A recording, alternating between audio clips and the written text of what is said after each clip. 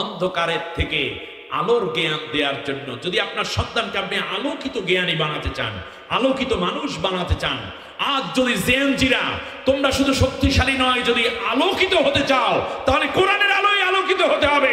আর সমস্ত মতবাদ, সমাজতন্ত্র, পুঁজিবাদ কিংবা ধর্মনিরপেক্ষ মতবাদ যাই বলো না কেন, সবগুলো অন্ধকার। এই অন্ধকার থেকে যদি নতুন একটি সূর্য তোমরা দেখতে চাও বাংলাদেশের জন্য, যদি আবার নতুন করে বাংলাদেশকে সাজাতে হয়, তাহলে পরবর্তী বাংলাদেশকে আলো দিয়ে সাজাতে হবে। তার নাম হচ্ছে কোরআনের আলো। কোরআনের অর্থনীতির আলো নাও নাই, সমাজনীতির আলো নাও নাই, কোরআনের রাজনৈতিক আলো নাও নাই, কোরআনের পররাষ্ট্রনীতির আলো নাও নাই, কোরআনের শিক্ষানীতির আলো নাও নাই, কোরআনের সংসদ নাও নাই, কোরআনের সেক্রেটারিয়েট নাও নাই, কোরআনের আইন আদালত নাও নাই। দুনিয়ায় কোরআনের পক্ষে আমরা ডাকতাম, তোমরা কোরআনের নূর বাদ দিয়া কার্ল মার্কস, লেনিন, মাও সেতুং, ডারউইন, ফ্রয়েড, হেগেল, সমাজতন্ত্র, পুঁজিবাদ কিংবা ধর্মনিরপেক্ষ মতবাদ সহ হাজার মতবাদের পিছনে দৌড়াইছো। অন্ধকারে পড়ে থাকো, আজকে তোমাদের জন্য কোনো নূর বাকি নাই।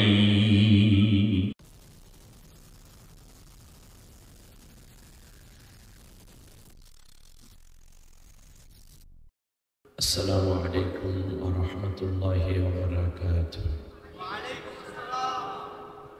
সাতকানিয়াবাসী কেমন আছেন আপনারা? মাশাআল্লাহ, আল্লাহ সবাইকে ভালো রাখুন, নিরাপত্তার সাথে রাখুন। কোরআনের আলোচনা শুরু হওয়ার প্রথমেই আমি যে কথাগুলো বলতে চাই তা হচ্ছে, কোরআনের এই বাণী শোনার জন্য আল্লাহ যাদেরকে কবুল করবেন তারা আসবে। আপনি যদি আসতে না পারেন সেটা আপনার ব্যর্থতা, আল্লাহ তাআলার না। কারণ আল্লাহ বলেছেন, সুম্মা আওরাসনাল কিতাবাল্লাযীনা ইসতাফাইনা মিন ইবাদিনা, আমার বান্দাদের মধ্য থেকে আমি যাকে বাছাই করি তাকে কোরআনের জন্য কবুল করে নিই। আমরা যারা আছি আমাদেরকে বাছাই করেছেন কে? এখনো যারা সাটাইয়ের মধ্যে পড়ে আছেন, আশা করি বাছাইয়ের মধ্যে আমরা থাকতে চাই। আল্লাহ তাআলার আপন চাচা আবু লাহাব বাছাইয়ের মধ্যে ছিল না, সাটাইয়ের মধ্যে পড়ে গেছে।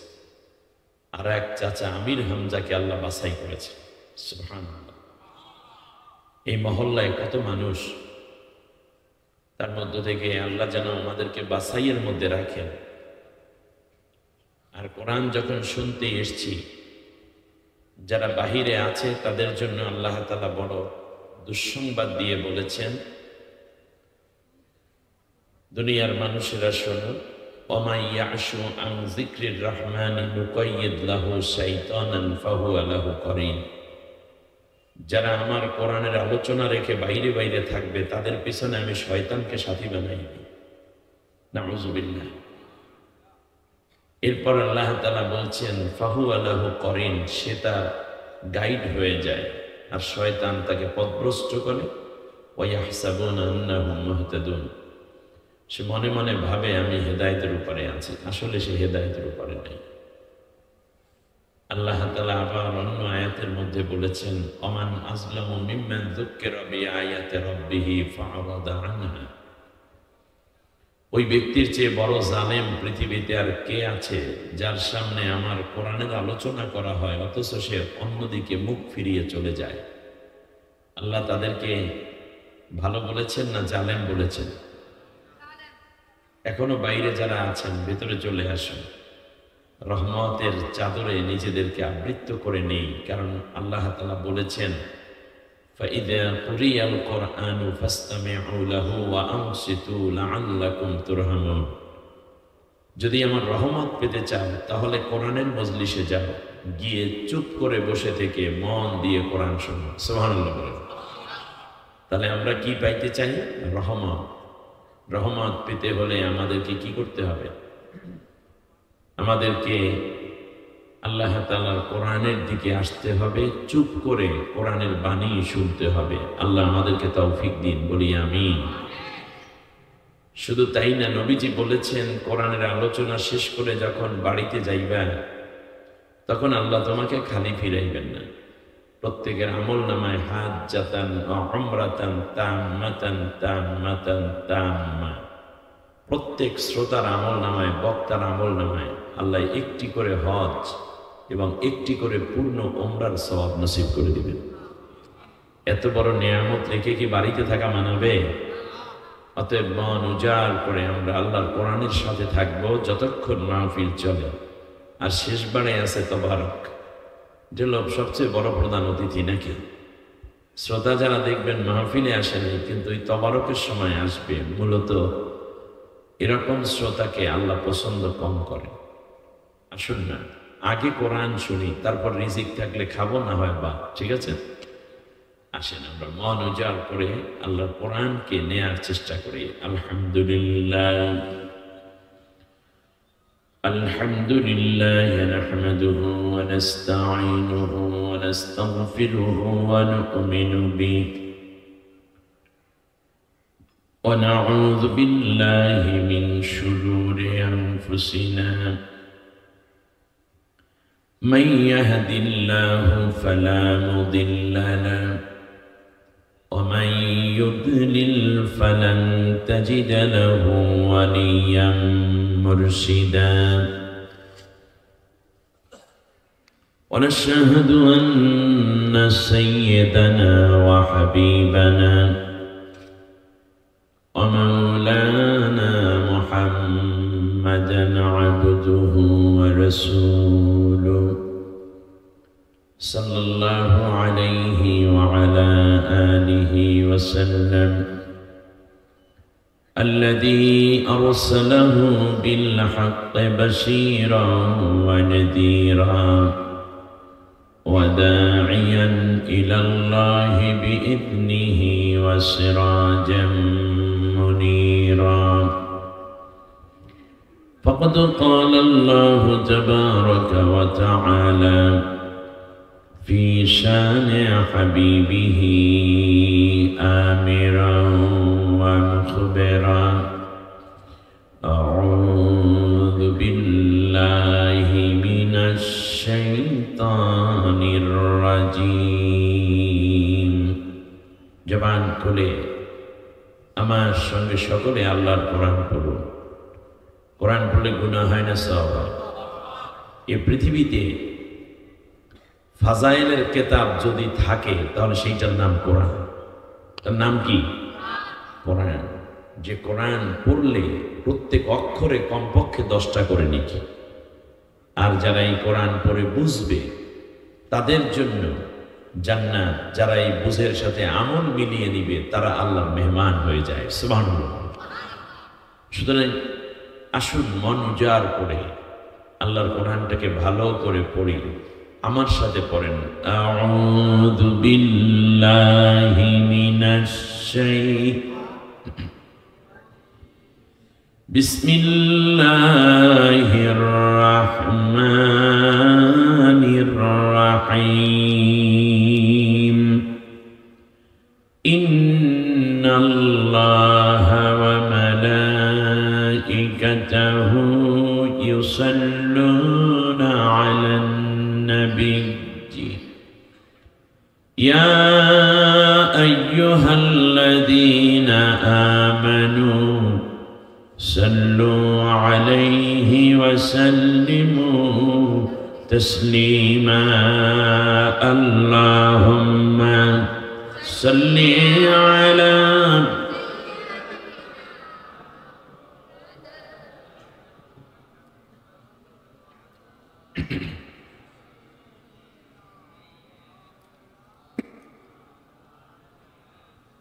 একবার দুরূদ পড়লে কমপক্ষে 10টা নেকি।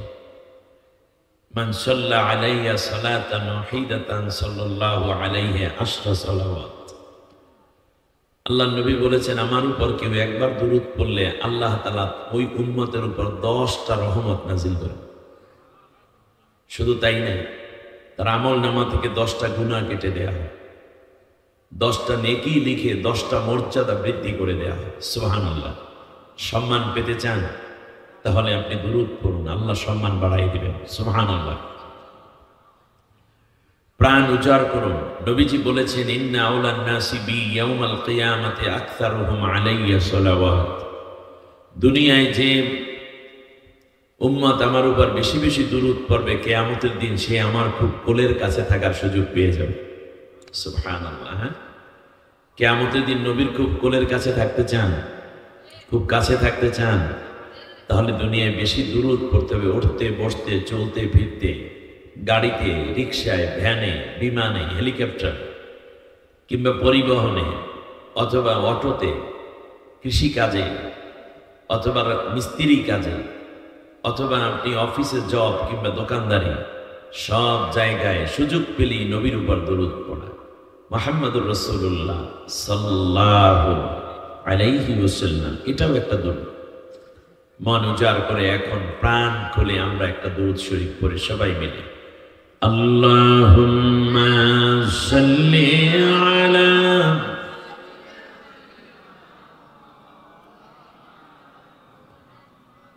ওয়া আলা আলি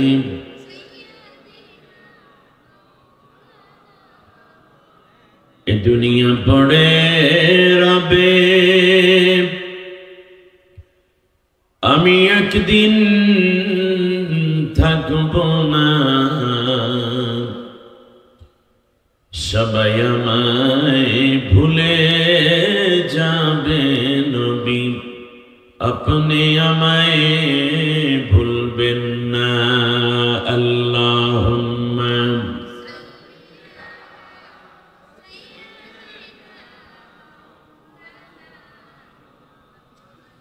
ওয়া আলা আলি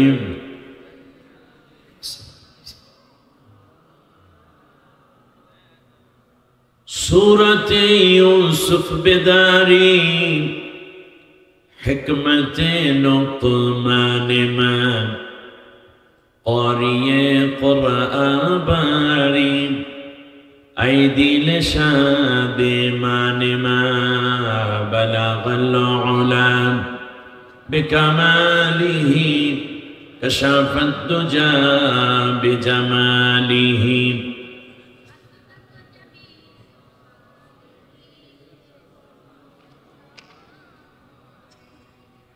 বাংলাদেশের ঐতিহ্যমণ্ডিত প্রাচীনতম মুসলিম অধ্যুষিত জনপদ, কখনো পাহাড়ের সুউচ্চ চূড়ায় কোল ঘেঁষে দাঁড়িয়ে থাকা গাঢ় সবুজের গাছ এবং ফসলের ঢালি, ছলছল ঝর্ণাধারা নিজেদের স্বকীয়তা এবং ইমানের চেতনায় উজ্জীবিত একদল তৌহিদপন্থী মানুষ যে জনপদকে আলগে রেখেছে, আলোকিত করে রেখেছে, বাবুল ইসলাম তথা ইসলামের প্রবেশ দ্বার হিসাবে স্বীকৃত এই বীর চট্টলা তথা চট্টগ্রাম সাতকানিয়ার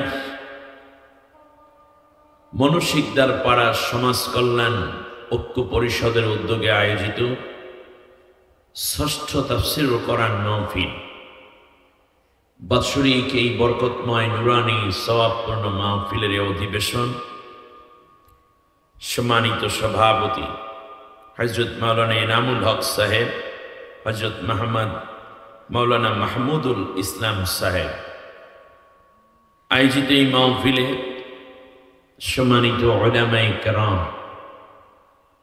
মসজিদ এবং মাদ্রাসা থেকে আগত আইম্মা খুতাবা এবং আসাদিজা ইজাম, শ্রদ্ধেয় মুরব্বিয়ান ইজাম, প্রাণ প্রিয় কলিজার টুকরা যুবক ভাইয়েরা, ছাত্র বন্ধুগণ, পর্দার অন্তরালের সম্মানিত মা বোন, স্নেহ আদরের ছোট্ট বন্ধুরা, অন্যান্য ধর্মাবলম্বী ভাই বোনদেরকে আন্তরিক মোবারকবাদ জানিয়ে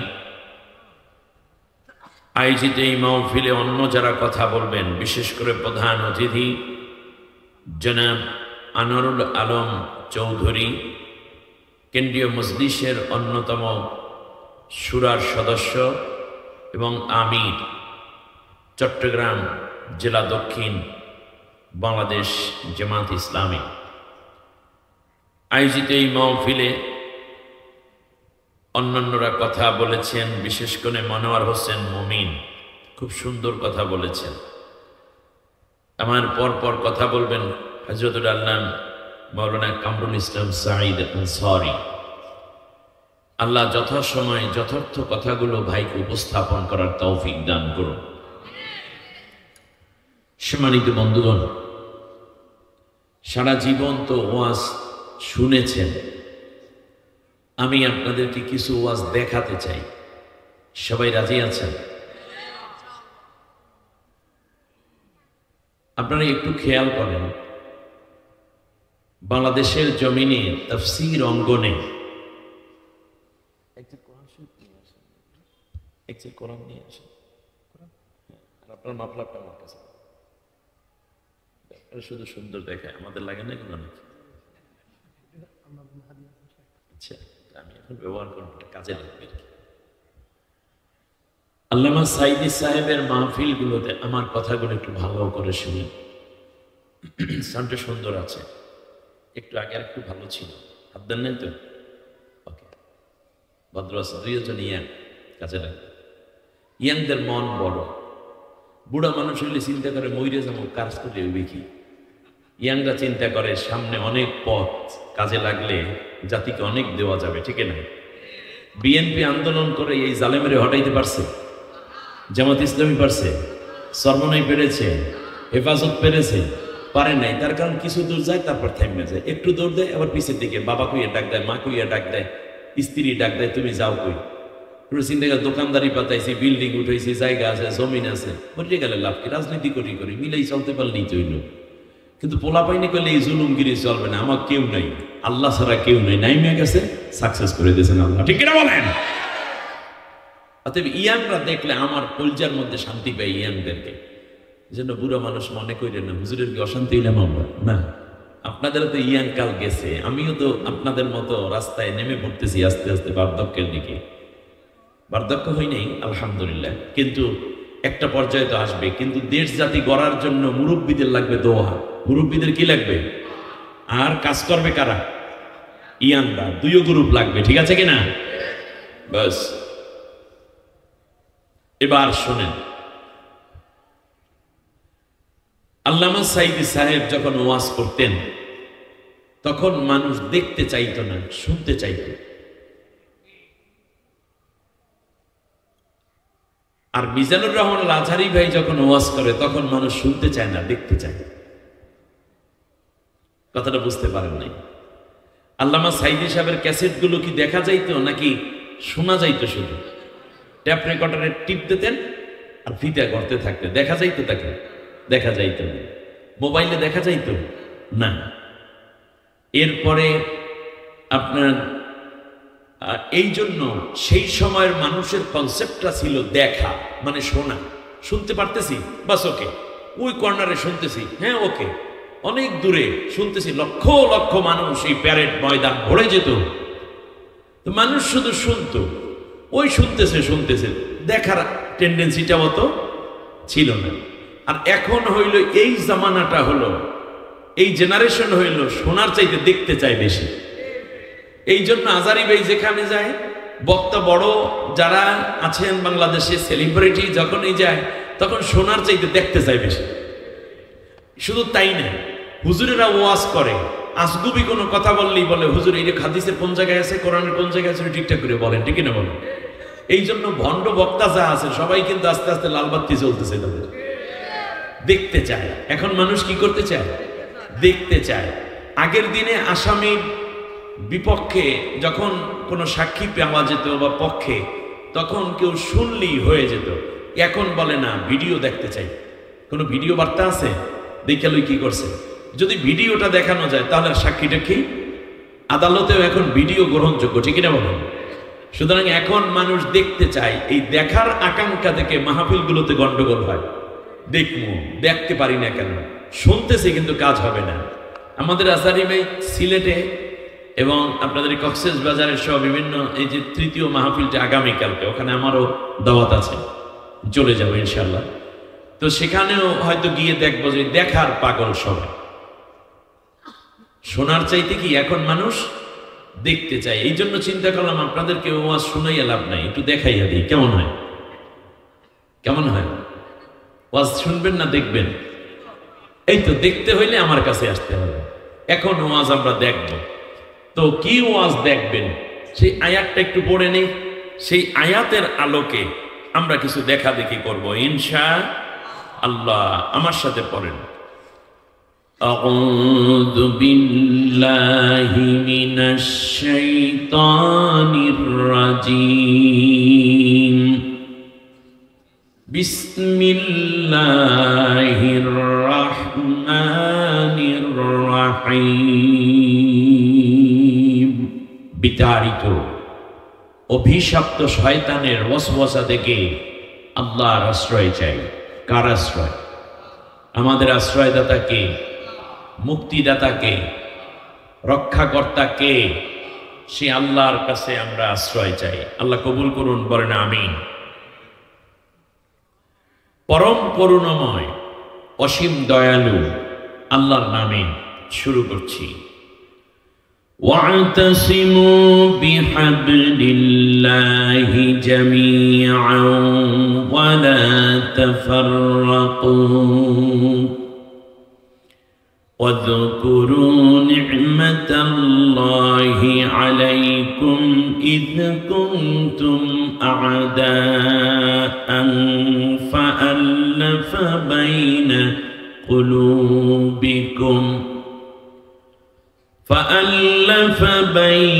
قلوبكم فأصبحتم بنعمته إخوانا وكنتم على شفا حفرة من النار فأنقذكم منها كذلك يبين الله لكم آياته لعلكم تهتدون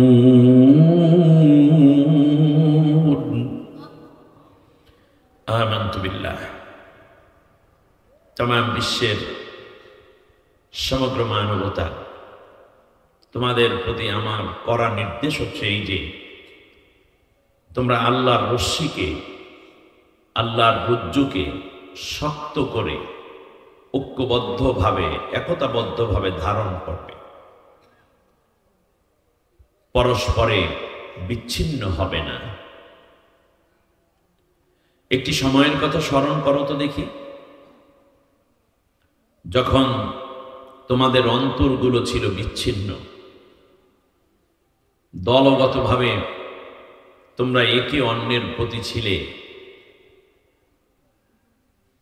দলছুট অবস্থায়, তোমাদের মধ্যে কোনো জোট থাকলেও কোনো ঐক্য ছিল না। এমন একটা সময় ছিল ধর্ম এবং রাজনৈতিক কিংবা পারিবারিক সামাজিকতার কারণে তোমরা পরস্পরে আলাদা আলাদা মত এবং পথে ঘুরতেছিলে। এরপরে আমি আল্লাহ দয়া করলাম, এরপর তোমাদের মনগুলোকে আমি আল্লাহ তাআলা একই সুতায় গেথে পরস্পরে ভাই ভাই বানিয়ে দরদি করে দিলাম। সুবহানাল্লাহ। নির্যাতন অত্যাচার সইতে সইতে তোমাদের মনে হচ্ছে যেন জীবনটা একটা আগুনের কুণ্ডুলির কিনারে দাঁড়াই গেছিল, ঘরে থাকতে পারত না, নিজের মেয়ের বিয়েতে বাপ হয়ে হাজির হইতে পারত না, মায়ের জানাজায় পর্যন্ত হাজির হতে পারত না। একটা বিচ্ছিন্ন জীবনে স্বাধীনতার সুপ্ত দূরের কথা, স্বাধীন রাষ্ট্রে যেন তোমরা পরাধীন হয়ে জাহান্নামের কিনারে চলে গেছিলে। কষ্ট সহ্য আর হচ্ছিল না। ঠিক সেই মুহূর্তে আমি আল্লাহ তাআলা তোমাদের সেই কষ্টের জায়গা থেকে নিষ্কৃতি দেওয়ার একটা দারুণ রাস্তা তৈরি করে দিলাম। শুধু তাই না, আমি আল্লাহ রব্বুল আলামিন এমনি করে করে আমার নেয়ামতের কথা তোমাদেরকে মনে করিয়ে দেই, যাতে করে তোমরা পরবর্তীতে যেই ঐক্যবদ্ধ আন্দোলন করে জুলুম থেকে নিজেদেরকে বাঁচাতে সক্ষম হয়েছ, সেই ঐক্য যেন অটুট রাখতে পারো, সেই ঐক্য যেন আবার ফাটল না ধরে। সেই জন্য আমি আল্লাহ তাআলা তোমাদের কাছে বারবার এই কথাগুলো শোনাচ্ছি, যাতে করে তোমরা সঠিক পথে নিজেদের জান, মান, ইজ্জত, ঈমান, দেশপ্রেম, স্বাধীনতা, সার্বভৌমত্ব নিয়ে সঠিক পথে যেন তোমরা পরিচালিত হয়ে আমার সন্তুষ্টি এবং পরকালে জান্নাত লাভে ধন্য হতে পারো। আলোচনার আলোচ্য বিষয় ছিল এরকম, আমি একটু বিশদ অনুবাদ করলাম। সূরার নাম হচ্ছে সূরা আলে ইমরান। আমি যে আয়াতটি তেলাওয়াত করেছি, এই আয়াত হচ্ছে 103 নম্বর আয়াত। সূরাটির মধ্যে সর্বমোট 200টি আয়াত আছে, রুকু আছে 20টি। মদিনায় অবতীর্ণ এই সূরায় আল্লাহ তাআলা এমন একটি সময় এই সূরাটি নাজিল করেছেন যখন একটি চরম পর্যায়ে যাচ্ছিল মুসলমানদের। আল্লাহ সুবহানাহু ওয়া তাআলা আয়াতটি নাজিল করেছেন এমন সময় যখন আনসার মুহাজিরদের মধ্যে একটা বিভেদের কালো রেখা তৈরি হতে যাচ্ছিল। অপরদিকে মুনাফিকরা এই রাস্তাটাকে প্রশস্ত এবং লম্বা করার জন্য মনে হয় যেন আগুনে ঘি ঢালতেছিল। দুর্বল ঈমানের মধ্যে নিফাকির আসর পড়া শুরু হয়ে গেল। বিশেষ করে উহুদ যুদ্ধের পরে আয়াত যখন নাজিল হয়, তখন মুনাফিকরা বলা শুরু করলো, বদরের যুদ্ধে বিজয় পেয়েছো ঠিকই, উহুদের যুদ্ধে তোমরা তো বিজয় হতে পারল না। ভবিষ্যতে অন্ধকার, 70 জন শেষ হয়ে গেছে। সুতরাং এই মুহূর্তে আমাদের উচিত কোনো বড় শক্তির কাছে আশ্রয় নেয়া। জাতির মধ্যে একটা বিভক্তি তৈরির বিভিন্ন কলা কৌশল আব্দুল্লাহ ইবনে উবাই আঁটা শুরু করল। সেই সময় আল্লাহ রব্বুল আলামিন সোজা জানিয়ে দিলেন, কোনো পার্থক্য করা যাবে না। আমি আল্লাহ রব্বুল আলামিন যে কোরআন নাজিল করেছি, এই কোরআনকে তোমরা শক্ত করে ধরো, এবং আমি আল্লাহ যেই বিধিবিধান দিচ্ছি তোমরা পূর্ণভাবে তা মানার চেষ্টা করো। কোন রকম দ্বিধা দ্বন্দ্ব করবে না। সাহাবীগণ আয়াত শোনার পর মনের মধ্যে ছোটখাটো যেই দ্বন্দ্বগুলো তৈরি হয়েছিল সব ভুলে আবার এক কাতারে দাঁড়িয়ে পরবর্তীতে আহজাবের যুদ্ধে চূড়ান্ত বিজয় লাভ করে মদিনার যেমন রাষ্ট্র ক্ষমতাকে স্থায়ী করলেন, স্থায়িত্ব করলেন, ঠিক তার পাশাপাশি শুরু হয়ে গেল মক্কা বিজয়ের ঘনঘাটা, মক্কা বিজয়ের আয়োজন এবং বর্ণাঢ্য প্রস্তুতি। সম্মানিত ভাইয়েরা, আল্লাহ সুবহানাহু ওয়া তাআলার এই আয়াতটি আমি এখন কেন পেশ করছি, তার কারণ হচ্ছে বাংলাদেশের বর্তমান প্রেক্ষাপটে এই আয়াতটি খুবই গুরুত্বের দাবি রাখে। দীর্ঘ 18 বছরের একটানা শোষণ, স্বৈর শাসন এবং ভারতের তাবেদার সরকার কর্তৃক যাতাকলে নিষ্পেষিত, পিষ্ট, নির্যাতিত, নিপীড়িত, অত্যাচারিত একটি জনপদের নাম ছিল বাংলাদেশ। একটি পুতুল সরকার, অবৈধ ক্ষমতাধর এবং স্বৈর শাসনের পিষ্ট মানুষগুলো কোন দিকে যাবে খুঁজে পাচ্ছিল না। যে কোনো আন্দোলন বন্দুকের নলে উড়িয়ে দিচ্ছিল। এমনকি নির্দোষ মানুষদেরকে ফাঁসি দেয়া হলো। তার মধ্যে আপনাদের চট্টগ্রামে বীর চট্টলার সিংহপুরুষ সালাউদ্দিন কাদের চৌধুরীকেও তারা ছাড়ে নাই, ঠিক না? এমন কোনো মানুষ নাই, সম্মানিত মানুষ, দালাল ছাড়া কোনো সম্মানিত মানুষ এদের কাছে অপমানিত হয়নি, এরকম কোনো সম্মানিত মানুষও বাংলাদেশে ছিল না। শেষ পর্যন্ত আলেম ওলামা, বিরোধী দল, এমনকি সে যদি অন্য ধর্মাবলম্বীও হতো, হিন্দু, বৌদ্ধ, খ্রিস্টান, এগুলো কোনো বিষয় তাদের কাছে ছিল না। তাদের বিরুদ্ধে হয়েছে হয়তো গুম হবে, না হয় মিথ্যা মামলা, না হয় ফাঁসি, না হয় ক্রস ফায়ার, না হয় জেল, না হয় ১.৫ সাল। ঠিক না বলো?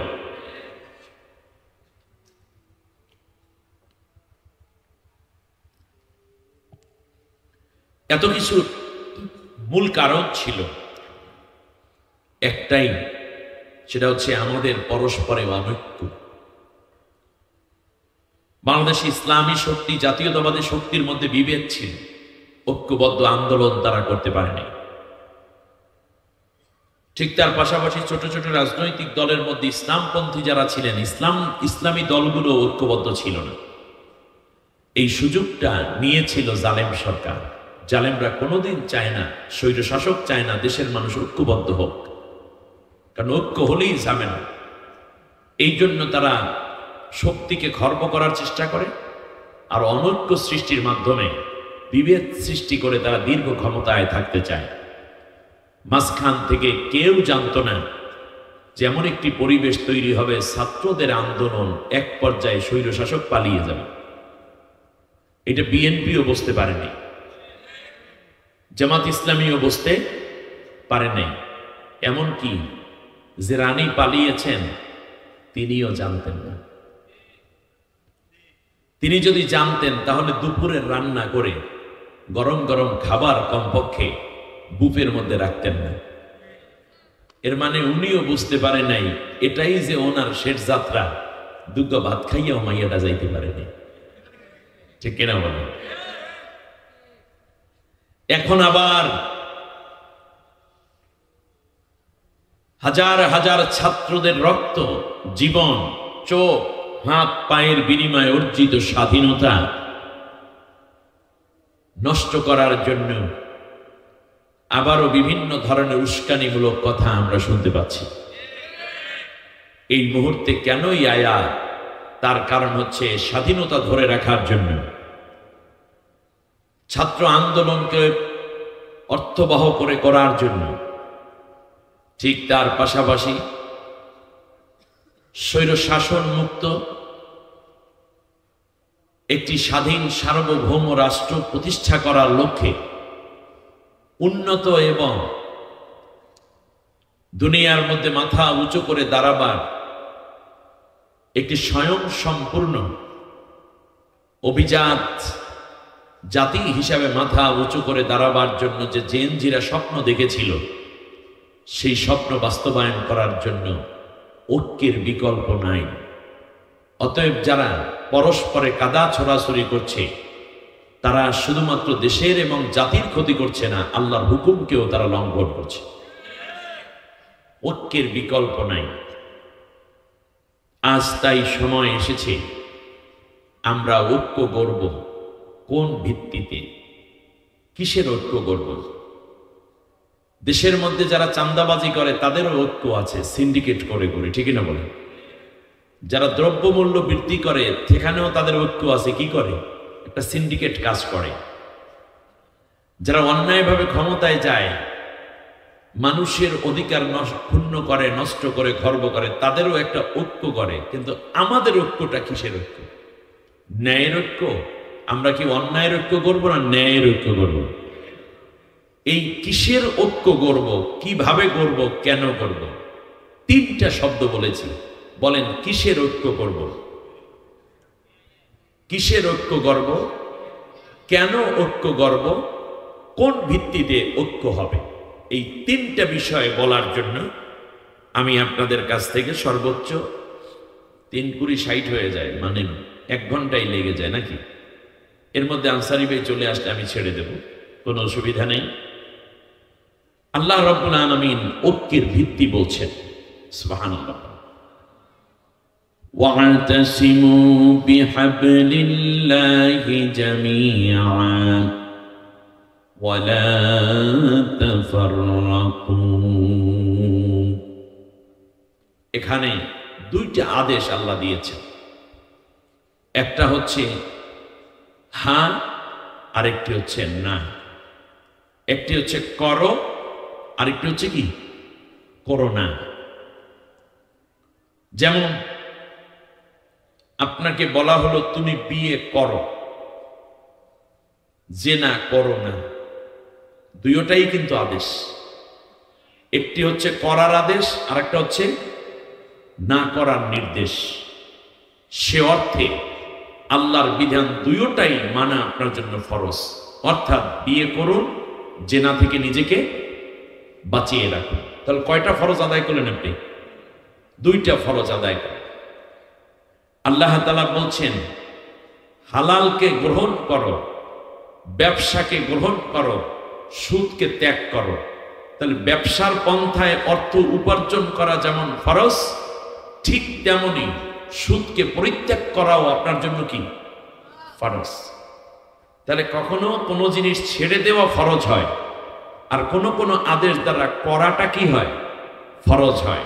তাহলে এখানে আল্লাহ বলছেন ওয়াতাসিমু বিহাবলিল্লাহি জামিআ, সবাই মিলে ঐক্যবদ্ধভাবে আল্লাহর রশিটা শক্ত করে ধরো। একা একা না, সবাই মিলে, সবাই মিলে, আস্তে আস্তে না, শক্ত করে, শক্ত করে। এইটা হলো আদেশ। তাহলে শক্ত করে আল্লাহর রশি ধরাটা কি ফরজ। ওয়ালা তাফাররাকু, পরস্পরে বিচ্ছিন্ন হইও না। তাহলে বিচ্ছিন্ন না হওয়াটাও কি ফরজ। অতএব ঐক্যবদ্ধ থাকা ফরজ, বিচ্ছিন্ন চিন্তা না করাটাও কি ফরজ। আল্লাহ রাব্বুল আলামিন তার রশিকে ধরতে বলেছেন হাবলুল্লাহ, মানে আল্লাহর রশি। বলেন হাবলুল্লাহ অর্থ কি? আল্লাহর রশি। এখন আল্লাহর রশিটা কি? পৃথিবীর সমস্ত মুফাসসিরিনে কেরাম, মুহাদ্দিসিনে ইজাম, ইসলামিক স্কলার সবাই ঐক্যবদ্ধ মত, হাবলুল্লাহ মানে আল্লাহর কোরআন। হাবলুল্লাহ অর্থ কি? আল্লাহর কোরআন। এই কোরআনটাকে আল্লাহ তাআলা শক্ত করে ধরতে বলেছেন।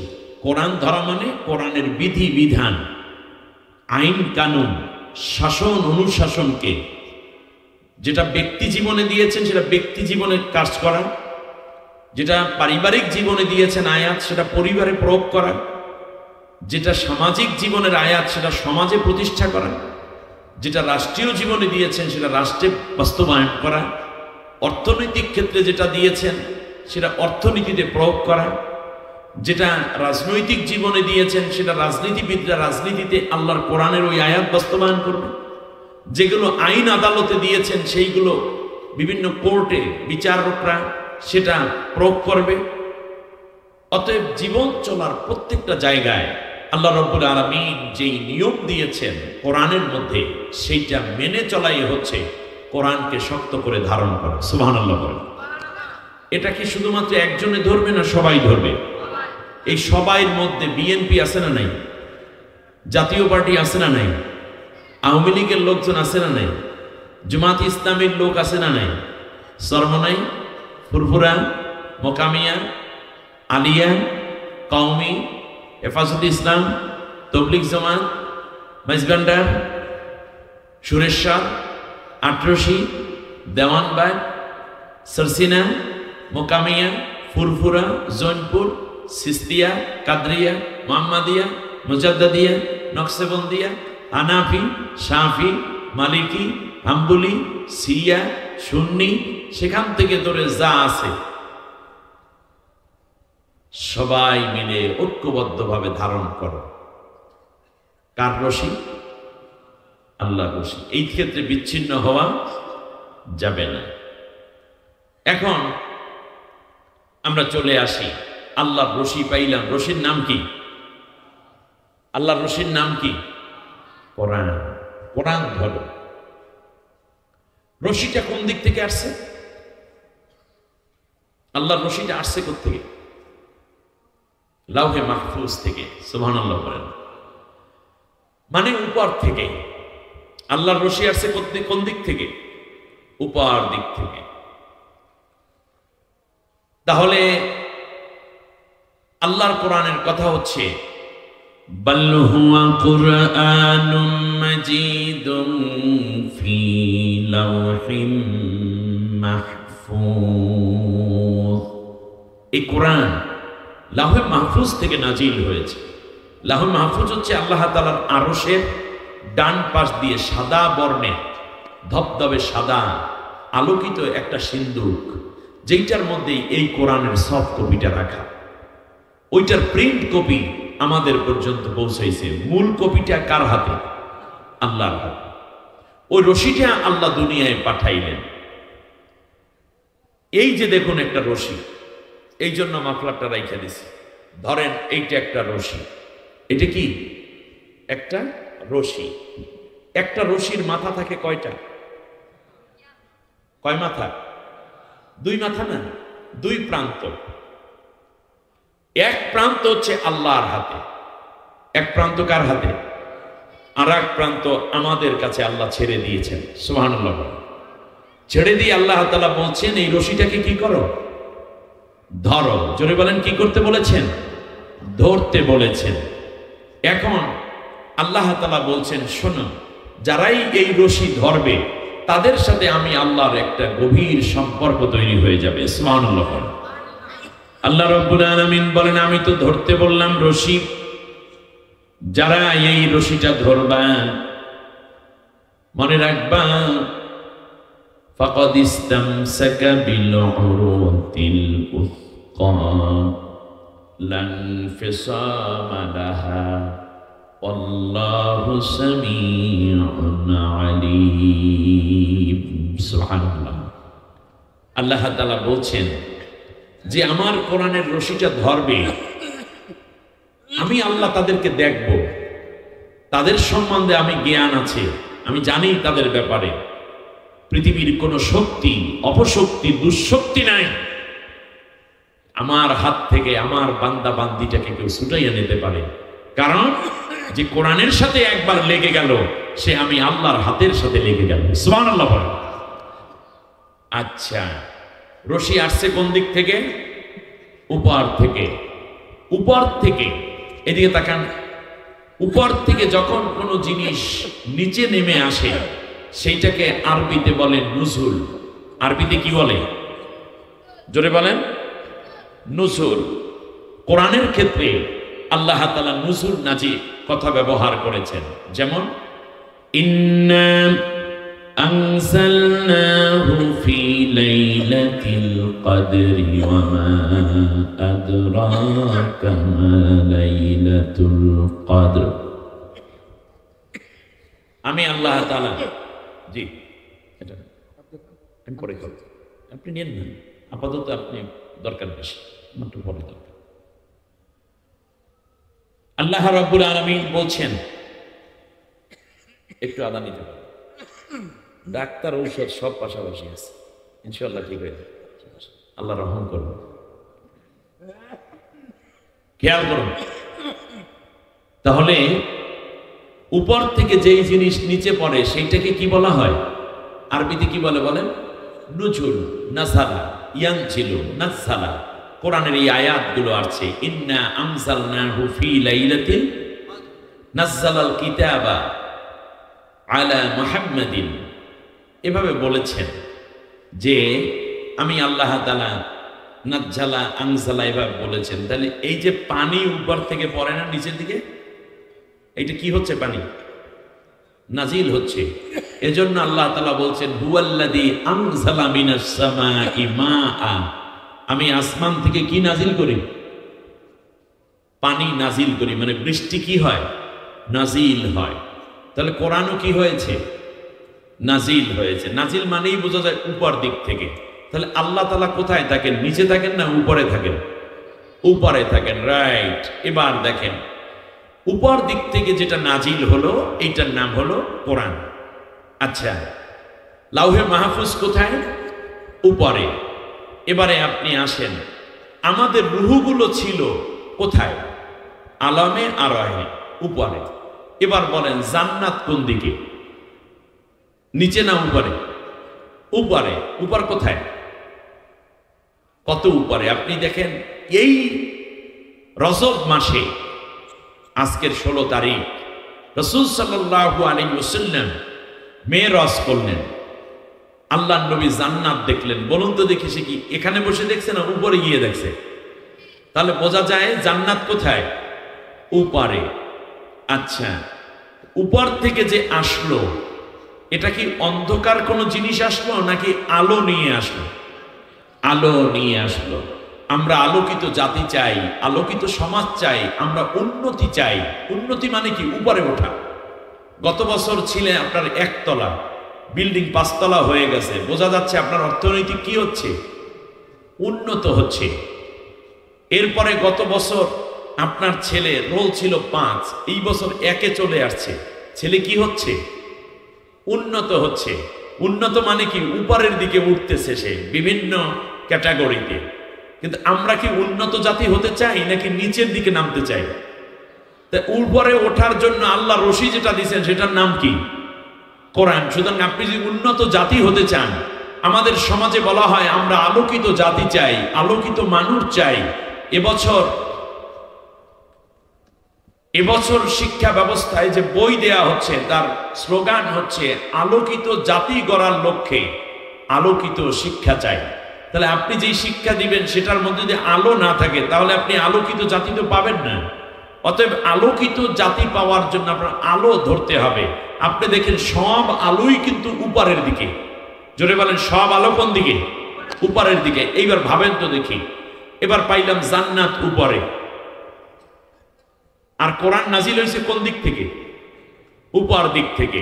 আল্লাহ তাআলার কাছে আমরা জান্নাত পেতে চাই, এর মানে উপরের দিকে উঠতে চাই, উপরে যেতে হবে। এই জন্য নবী বলেছেন যখন কোনো নেককার মানুষ মারা যায় তখন তার রুহুটা নিয়ে ইল্লিনে রাখা হয়।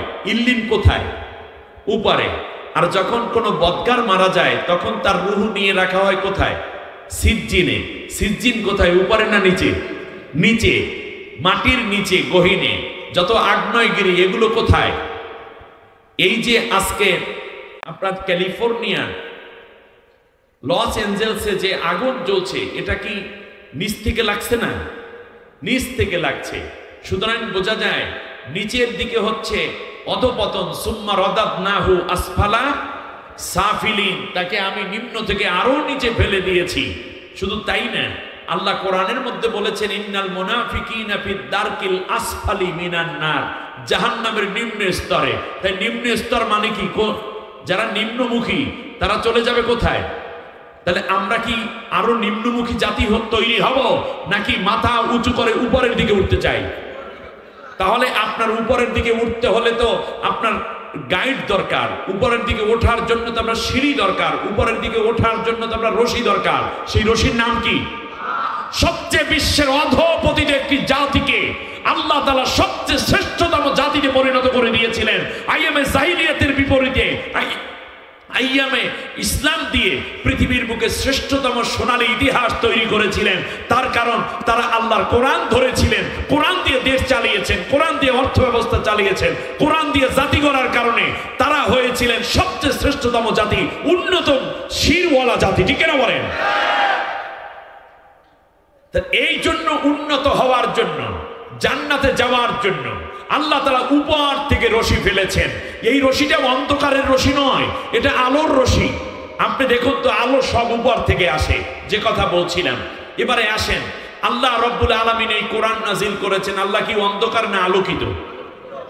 আল্লাহ রব্বুল আলামিন বলেন, শোনো, আল্লাহু নূরুস সামাওয়াতি ওয়াল আরদি মাসালু নূরিহি কামিশকাম ফিহা মিসবাহুন আল মিসবাহু ফি জুজাজা আজ-জুজাজাতু কাআন্নাহা কাওকাব। সূরা নূরের 35 নম্বর আয়াতে আল্লাহ রাব্বুল আলামিন বলেন, আমি আল্লাহ কোরআন নাজিল করেছি, আমি আল্লাহ হইলাম নূর। তামাম দুনিয়ায় আমি আল্লাহ রাব্বুল আলামিন আলো ছড়ানোর জন্য আমার পক্ষ থেকে নূরের রশি ফেলে দিলাম। বলুন মারহাবা। জিবরিল আলাইহিস সালাম এই কোরআন বহন করলেন। তিনিও কি অন্ধকার নাকি নূর? নূর। সমস্ত ফেরেশতাদেরকে একত্রিত করলে যত নূর হয়, তার চেয়ে তেজদীপ্ত নূর দিয়ে আল্লাহ রাব্বুল আলামিন জিবরিল আলাইহিস সালামকে সমৃদ্ধ করেছেন। এই জন্য তিনি রাইসুল মালাইকা, ফেরেশতাদের সর্দার। আচ্ছা বলুন তো দেখি, আল্লাহ রাব্বুল আলামিন এই পৃথিবীতে নবীর কাছে কোরআন আনা হলো, নবীকেও আল্লাহ রাব্বুল আলামিন কোরআনে আলোয় আলোকিত এক নূরের কথাই কোরআনে ডাক দিয়েছেন। বলুন মারহাবা। নূর। আল্লাহ রাব্বুল আলামিন বলেন, শোনো, আমি আল্লাহ যে কোরআন নাজিল করেছি এটা একটা নূর।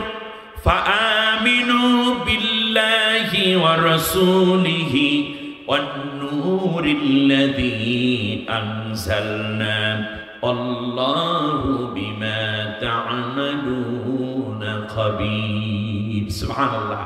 আমি আল্লাহ তোমাদের জন্য নূর নাজিল করেছি। এই নূর তখন বলা হলো যেই সময় বলা হয় দ্য এজ অফ ডার্কনেস, আরবিতে বলে আইয়ামে জাহিলিয়াত। জাহিলিয়াত মানে কি? অন্ধকার, অন্ধকারাচ্ছন্ন যুগ, মানে জ্ঞানের অন্ধকার, সামাজিক অন্ধকার, অপসংস্কৃতির অন্ধকার, অর্থনৈতিক অন্ধকার, শাসনের নামে শোষণের অন্ধকার দিয়ে আবু জেহেলের নেতৃত্বে প্রতিষ্ঠিত সমাজে আল্লাহ যখন কোরআন নাজিল করলেন, তখন মানুষগুলো আলোর ফল্গু ধারার দিকে জোয়ার সৃষ্টি করে কোরআনের বিজয় করে আলো দিয়ে অন্ধকার দূর করে দিল। ঠিক কিনা বলেন? সুতরাং বোঝা যায় ইসলামের বাইরে যে নিয়ম কারণ আছে সেটা একটা অন্ধকার, আর ইসলাম এসে, কোরআন এসে সেখানে আলো দিয়ে গেল। সুবহানাল্লাহ বলেন। তাহলে আমরা আলোকিত জাতি করতে চাই, কিন্তু কোরআন নিতে চাই না। আপনার চেয়ে বড় কম বুঝদার, বোকা বুঝদার পৃথিবীতে আর নয়। আপনি আলোকিত হতে হলে কোরআন দিয়ে আলোকিত হতে হবে। আল্লাহ রাব্বুল আলামিন আবার বলেন, শোনো, আলিফ লাম রা কিতাবুন আনজালনাহু ইলাইকা লিতুখরিজান নাসা মিনাজ যুলুমাতি ইলান নূর। আমি কোরআন নাজিল করেছি যাতে করে অন্ধকার থেকে তুমি মানুষদেরকে আলোর দিকে নিয়ে আসতে পারো। সুবহানাল্লাহ। শাসনের নামে শোষণ হবে না, মানুষের সেবার নামে দুর্নীতি করে হাজার হাজার কোটি টাকা বিদেশে পাচার করে টাকা আলোকিত মানুষের কাজ না, অন্ধকার মানুষের কাজ। জিনা ব্যভিচার দিয়ে নায়ক নায়িকা, গায়ক গায়িকা, মাদক দিয়ে গোটা সমাজকে যখন ভরে ফেলা হয়, দুর্নীতি ঘুষ সুদ দিয়ে, আপনারা বলুন দেখি এটা কি আলোকিত সমাজ নাকি অন্ধকারাচ্ছন্ন সমাজ? সেই সমাজের বিপরীতে আলোর ফল্গুধারা নিয়ে আসলো কোরআন। আর সেই কোরআন আজও আমাদের আছে, কিন্তু আমরা আলো নিচ্ছি না, এটা আমাদের ব্যর্থতা। আল্লাহ রাব্বুল আলামিন বলেন, শোনো, ইয়া আইয়ুহান নাস قد جاءكم برهان من ربكم وأنزلنا إليكم نورا مبينا। তোমাদের জন্য দলিল এসেছে এবং তোমাদের জন্য আমি আল্লাহ তাআলা স্পষ্ট নূর নাজিল করেছি। সুবহানাল্লাহ পড়েন। আল্লাহ রাব্বুল আলামিনের পর আবার বলছেন, শোনো, হুয়াল্লাযী ينزل على عبده آيات بينات لتخرجكم من الظلمات إلى النور। কিতাব নাজিল করেছি অন্ধকারের থেকে আলোর জ্ঞান দেওয়ার জন্য। যদি আপনার সন্তানকে আপনি আলোকিত জ্ঞানী বানাতে চান, আলোকিত মানুষ বানাতে চান, আজ যদি জেনজিরা তোমরা শুধু শক্তিশালী নয়, যদি আলোকিত হতে চাও তাহলে কোরআনের আলোয় আলোকিত হতে হবে। আর সমস্ত মতবাদ, সমাজতন্ত্র, পুঁজিবাদ কিংবা ধর্মনিরপেক্ষ মতবাদ যাই বলো না কেন, সবগুলো অন্ধকার। এই অন্ধকার থেকে যদি নতুন একটি সূর্য তোমরা দেখতে চাও বাংলাদেশের জন্য, যদি আবার নতুন করে বাংলাদেশকে সাজাতে হয়, তাহলে পরবর্তী বাংলাদেশকে আলো দিয়ে সাজাতে হবে, তার নাম হচ্ছে কোরআনের আলো।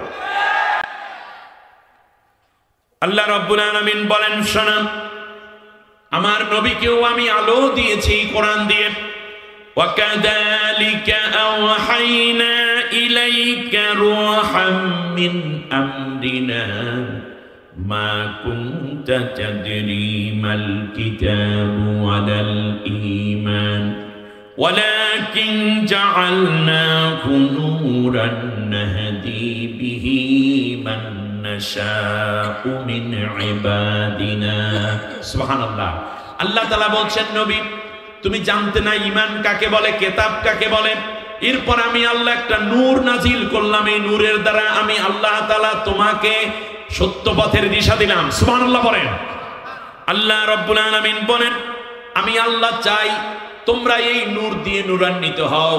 আল্লাহ তাআলা এর জন্য বলছেন হুয়াল্লাযী ইউসাল্লি আলাইকুম ওয়া মালাইকাতুহু লিতুখরিজাকুম মিনাজ যুলুমাতি ইলান নূর ওয়া কানা বিল মুমিনিনা রাহিমা। আল্লাহু আকবার। আমি আল্লাহ সব সময় কামনা করি আমার ফেরেশতারাও তোমাদের উপর রহমতের চাদর বিছিয়ে দিয়ে বারবার তারা ডাকে, আসো আসো কোরআনের আলোর দিকে আসো। তার কারণ আমি আল্লাহ রব্বুল আলামিন চাই তোমরা কোরআনের আলো দিয়ে আলোকিত হও। আল্লাহ যেটা চান আপনারা কোরআনের আলোয় আলোকিত হতে চান কিনা? আল্লাহ কবুল করুন, বলেন আমিন। আল্লাহ রব্বুল আলামিন বলেন যারা কোরআনের আলোয় আলোকিত হতে চাইবে আমি আল্লাহ তাদের অভিভাবক হয়ে যাব। আল্লাহু আকবার। আল্লাহু ওয়ালিয়্যুল্লাযীনা আমানু ইউখরিজুহুম মিনাজ যুলুমাতি ইলান নূর। আমি আল্লাহ নূর নাজিল করলাম, এই নূরের দিকে যারা ঈমান গ্রহণ করে আসতে চাইবে আমি আল্লাহ জাহিলিয়াতের অন্ধকার থেকে তাদেরকে কোরআনের আলোর দিকে উদ্ভাসিত করে দেব। এবার শয়তান কি চায়? আল্লাহ রাব্বুল আলামিন বলেন ওয়াল্লাযীনা কাফারু আউলিয়াউহুমুত তাগুত ইউখরিজুনাহুম মিনান নূরি ইলাজ যুলুমাত। আল্লাহ তাআলা বলেন আর যারা ইসলাম বিরোধী শক্তি আছে, ইসলাম বিরোধী মতবাদ, বিভিন্ন দল এবং আদর্শ, ইসলামের বাইরে যারা আছে তাদের চিন্তা হলো মানুষকে আলো থেকে অন্ধকারের দিকে নিয়ে যাওয়া, আর তাদের অভিভাবক হয়ে গেছে শয়তান। নাউজুবিল্লাহ বলেন।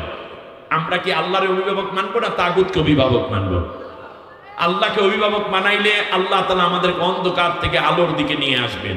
আর যদি আবারও ভুল করে ইসলামী নিয়ম নীতি এবং কোরআনের বিধান যারা কায়েম করতে চান না তাদের পক্ষে যদি আপনি আবার যান তাহলে আপনাকে সহ জাতি আবার অন্ধকারে ডুবাই দেবে।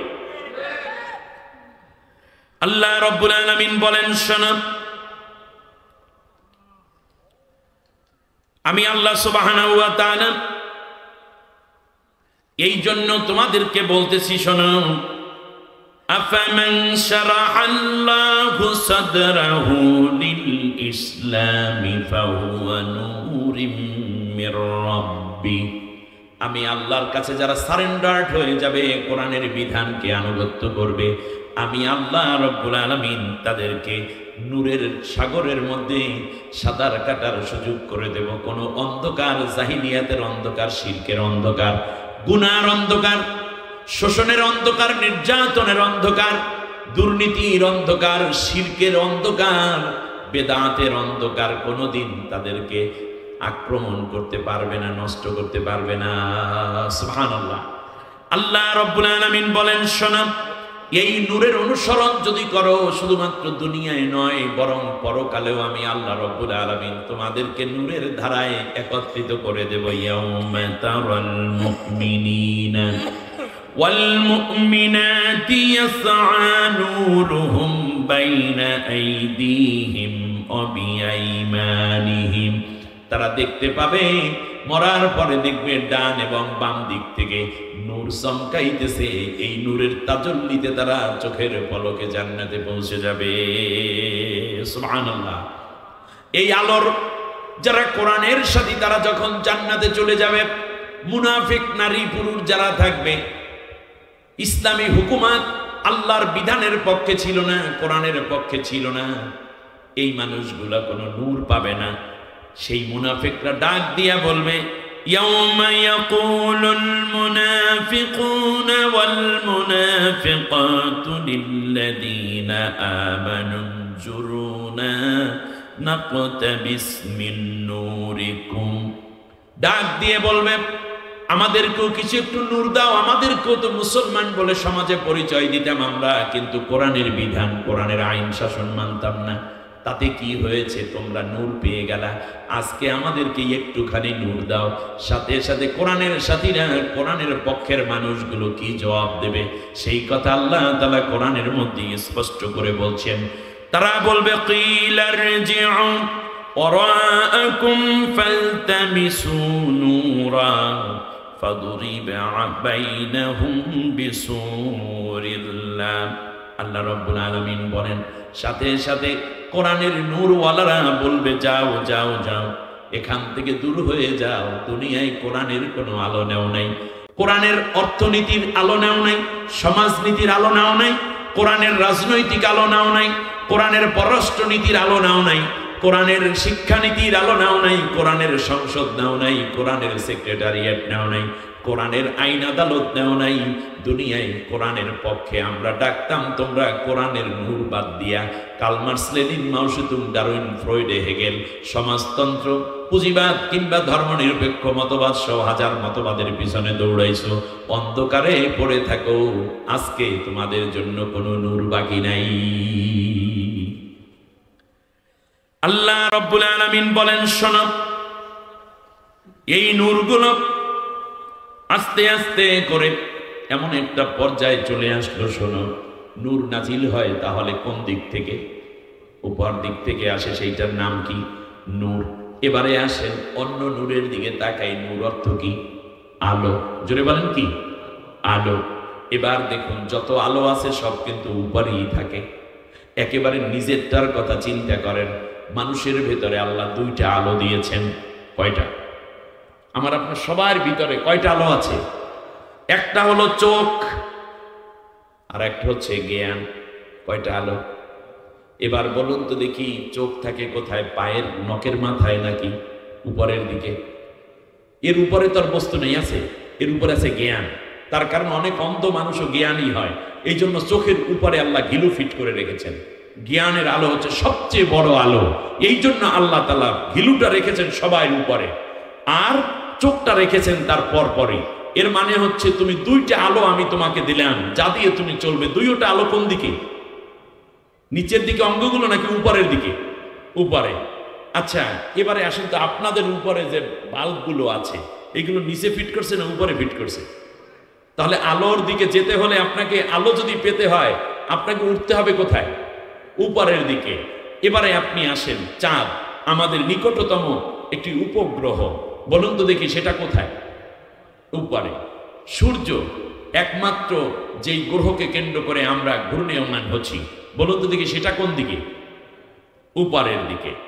এরপরে আপনারা বলেন তো দেখি, বুধ, শুক্র, পৃথিবী, মঙ্গল, বৃহস্পতি, শনি, ইউরেনাস, নেপচুন, প্লুটো, ভালকান, এই যে যতগুলো এই আপনার এটা কি বলে যেন, সৌরজগৎ রয়েছে, গ্রহ উপগ্রহ আছে, এগুলো কোথায়? উপরে। এগুলো কেন? আল্লাহ তাআলা বলছেন, অহুয়াল্লাযী জাআলা লাকুমুন নুজুমা লিতাহতাদু বিহা ফি যুলুমাতিল বাররি ওয়াল বাহর। অন্ধকার রাতে তোমরা যেন সঠিক পথে চলতে পারো, এই জন্য আমি আল্লাহ তাআলা এই নক্ষত্রগুলোকে তোমরা যেন জলে স্থলে ভালোভাবে দেখে দেখে চলতে পারে, এই জন্য আমি আল্লাহ তারকা দিয়ে নির্দেশনা দিয়েছি। সুবহানাল্লাহ। শুধু তাই না, আল্লাহ রাব্বুল আলামিন সূর্য প্রসঙ্গে বলছেন, হুয়াল্লাযী জাআলাশ শামসা দিয়াআন ওয়াল কমারা নূরা। সূর্যকে আমি আল্লাহ তাআলা প্রদীপ্ত করেছি, উজ্জ্বল করেছি এবং তাপময় করে মানুষের জন্য আলো ছড়িয়ে দিয়েছি। সুবহানাল্লাহ করেন। আবার আল্লাহ রাব্বুল আলামিন চাঁদ প্রসঙ্গে বলেছেন, এখানেও আলো আছে। তাবারাকাল্লাযী জাআলা ফিস সামাই বুরুজা। আল্লাহ রাব্বুল আলামিন বলতেছেন, শোনো, আমি আল্লাহ তাআলা আসমানকে আমি বুরুজ বিশিষ্ট করেছি। ওয়াল কমারা মুনীরা, আমি আল্লাহ রাব্বুল আলামিন চাঁদকে নূরান্বিত করেছি, আলোময় করেছি। সুবহানাল্লাহ পড়েন। এরপরে আল্লাহ রাব্বুল আলামিন এই যে বিজলি, সেটাও কি আলোকিত না অন্ধকার? বিজলি হলে কি হয়? আলো জ্বলে ওঠে না? আল্লাহ তাআলা বলছেন এই বিজলির মধ্যেও কাজ আছে। সেটাও কোথায়? জমিনে বিজলি চমক দেয় না আসমানে?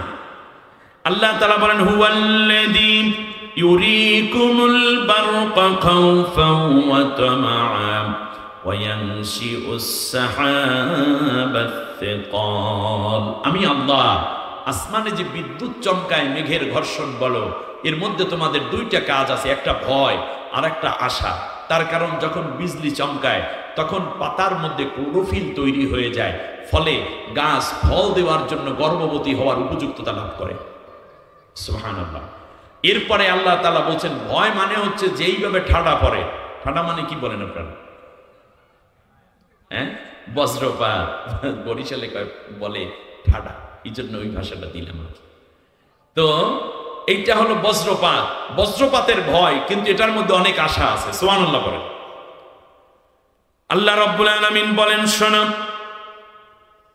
এবারে একটু খেয়াল করে দেখো আমি আল্লাহ তাআলা বললাম তোমাদেরকে এই রশিটা শক্ত করে ধরতে বললাম তাহলে এই রশিটা ধরলে আমরা কোথায় যাব জান্নাতে সুবহানাল্লাহ এখন আল্লাহ বলতেছেন শোনো ফাইম্মা ইয়াতিয়ান্নাকুম মিন্নি হুদান ফামান তাবিআ হুদায়া ফালা খাউফুন আলাইহিম ওয়ালা হুম ইয়াহজানুন আমি আল্লাহ তোমাদের জন্য যে এই নিয়ামত দান করলাম এটার বেসিক বিষয় হচ্ছে এই যে যারা আমার এই কোরআনের অনুসরণ করবে তাদের জন্য কোনো ভয় নাই এবং তারা কোনোদিন দুশ্চিন্তাগ্রস্ত হবে না সুবহানাল্লাহ তাহলে আল্লাহর আদম আলাইহিস সালাম জান্নাতে ছিলেন দুনিয়ায় আসার পরে আল্লাহর কাছে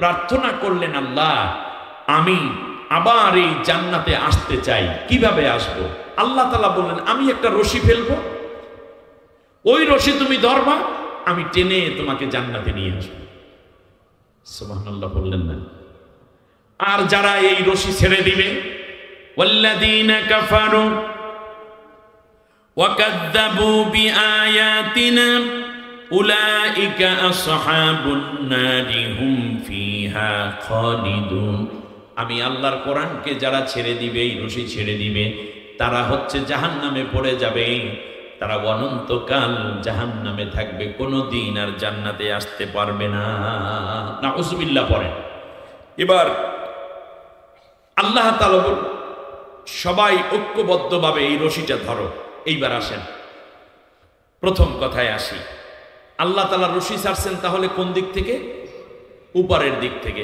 শয়তান রশি বানাইছে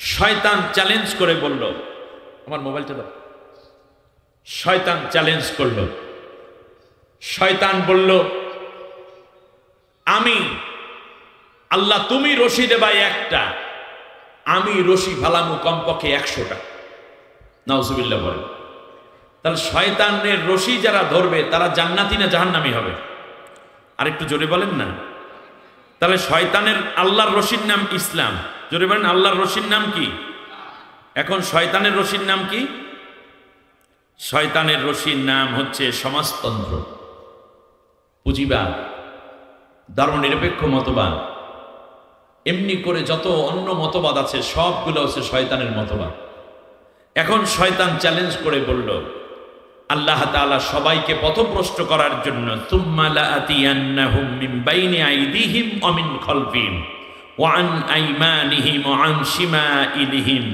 ওয়া লা তাজিদু আকসারাহুম শাকিরিন আল্লাহ তাআলা আমি ডান দিক থেকে তোমার বান্দার জন্য রশি ফেলবো বাম দিক থেকে রশি ফেলবো সামনে থেকে রশি ফেলবো পেছন দিক থেকে রশি ফেলবো তারপরে আমি বলবো আমার এই রশি তোরা ধর আর আমার রশি যখন ধরবে তাদেরকে টান দিয়ে আমি জাহান্নামের দিকে নিয়ে আসবো কারণ জাহান্নাম কোন দিকে নিচের দিকে তার শয়তান আমাদেরকে ডাকে নারের দিকে ইয়াদউকুম ইলান নার শয়তান আমাদেরকে ডাকে কোন দিকে তা শয়তানের রশি যারা ধরবে তাদেরকে শয়তান নিয়ে যাবে কোথায় নারে আর আল্লাহর রশি এটা হচ্ছে নূর শব্দ দুইটা একটা হচ্ছে নার আর একটা হলো নূর আল্লাহর রশি যেটা কোরআন সেটা কি নূর আর শয়তান যেটা দিয়েছে সেটার নাম কি নার এখন আপনারা কি নূর ধরবেন না নার ধরবেন নূর ধরবেন এই তো মাশাআল্লাহ কিন্তু নূর ধরার ক্ষেত্রে আপনাকে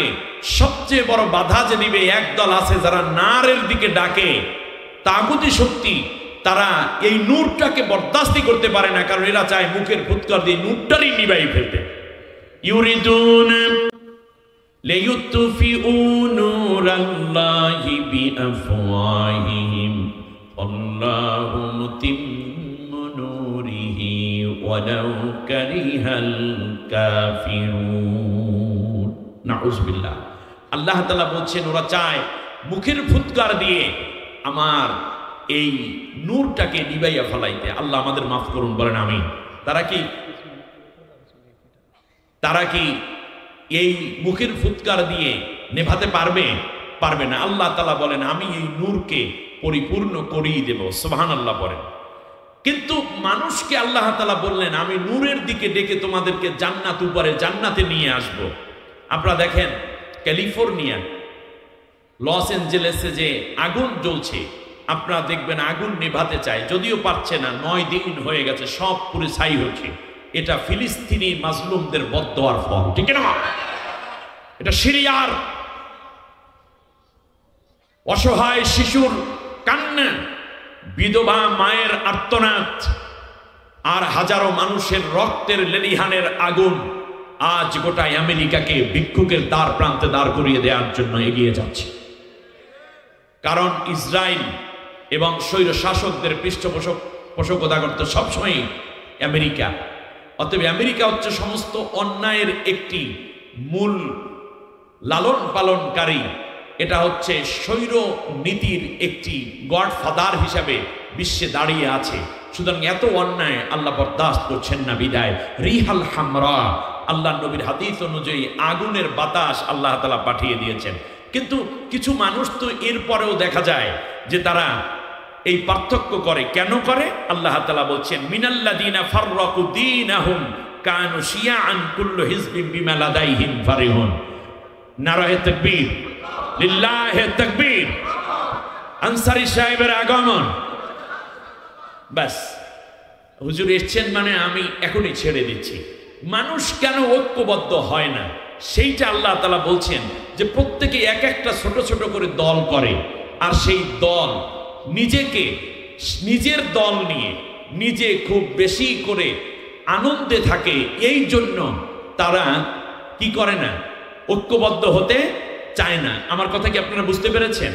তাহলে ঐক্যবদ্ধ হতে না চাওয়ার মূল কারণ কি? কুল্লু হিজবিম বিমা লাদাইহিম ফারিহুন। মাশাআল্লাহ।